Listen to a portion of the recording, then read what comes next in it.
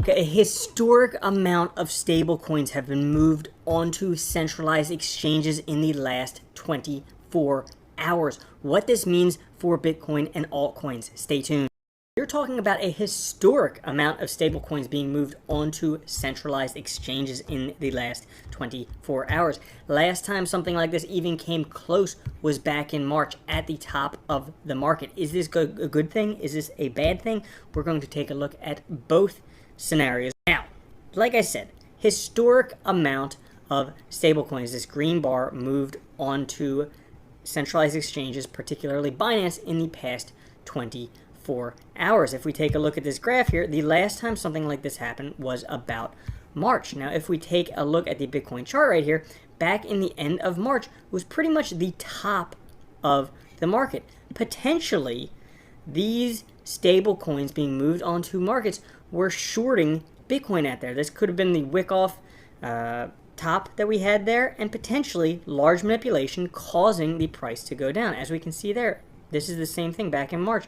We can see large inflows into the market, and particularly right after that happened, the price tanked. Now, could we potentially see the same thing happen again and the price tanking? Well, that's certainly a possibility. As far as I see it, there's kind of two scenarios, one here and one here, which I'm going to take a look at shortly. But before we do, right now we kind of have to see the general scope of what's going on in the markets.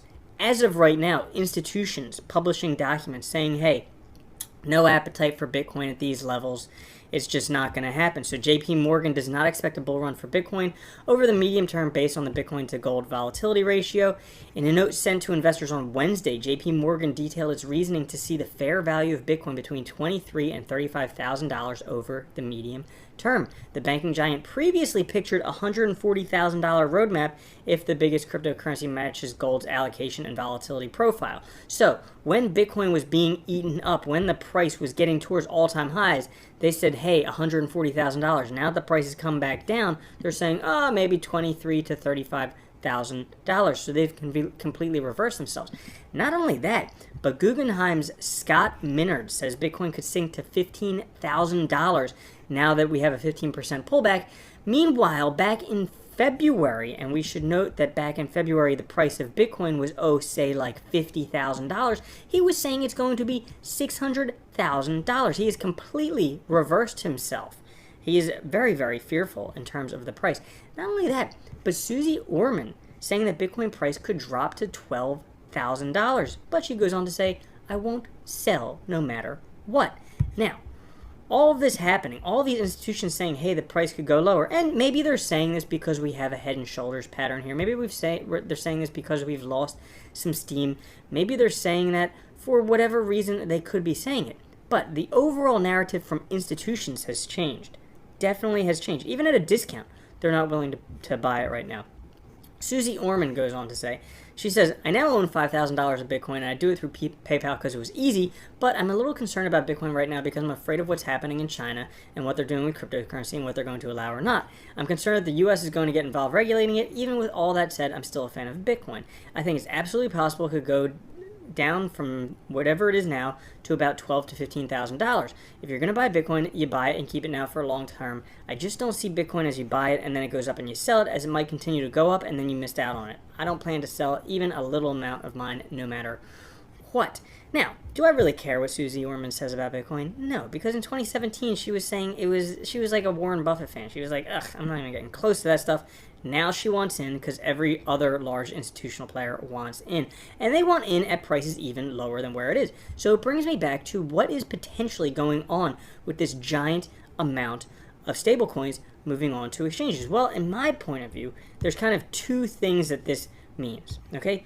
One is they're either going to be buying up as much Bitcoin as they can because they basically shorted it here, they made a ton of money on it, and then now they're going to put all that money back into Bitcoin for the price to go up, or they're going to short it again. So let's take a look at these two scenarios. So first scenario here is, let's see, a little bit here, okay? First scenario is the one that goes down and then up. This is, we have another kind of what's it called, black swan event like we had back here in March, where large sell-off and then the price recovers. So this is what Willy Woo and others think is happening with the price, where we have a large sell-off, Okay, here it went down to 25, but it went down to 30. So from the top to 25, and then we're going to ride back up. We're going to have new highs probably by the middle of July, and then towards October we'll be pushing $75,000, and then towards the end of the year we'll have a roughly $85,000 Bitcoin to potentially go on up even further from there. So that's one potential scenario, the black swan scenario, if we had that with the sell-off, and we have that again. Now, that's the bullish scenario, and I would love that to happen, but there's another potential scenario. You see, right now, everybody thinks that $30,000 is a hard bottom, myself included. I think that, yeah, $30,000 is a potentially hard bottom. Well, for those of you who have been around long enough, we once thought that $6,500 was a hard bottom for Bitcoin, and then it wasn't. That's what happened here in this one, where it bounces, comes along, and then all of a sudden, $6,500 bottom drops out to $3,000. So that's another possibility in terms of what could be happening. And if we have that happening, it'll kind of keep bouncing off $30,000. And the more times it bounces off there, the more people will say, hey, you know what, $30,000 is a solid bottom. And then all of a sudden it won't, and it'll break through. And it turns out that all this money was just going to short Bitcoin, and the price could go down to, say like $15,000, right around where Susie Orman and this Guggenheim guy are predicting. Potentially, they're even the ones shorting it, possibly. So, is that bad for Bitcoin? No, not necessarily, because other people have different predictions. Alex Mashinsky, the CEO of Celsius, he thinks that Bitcoin will go all the way to $160,000 this year. He says that we haven't seen the highs for 2021 yet. He goes on to talk about Elon Musk saying, hey, if the richest guy in the world is willing to exchange Bitcoin for Tesla, you have to ask yourself who's getting the better deal. The minute you buy the Tesla, it's worth less than what you paid for it, but Bitcoin is going to continue to increase in value. So that transaction is good for Elon, but not good for you.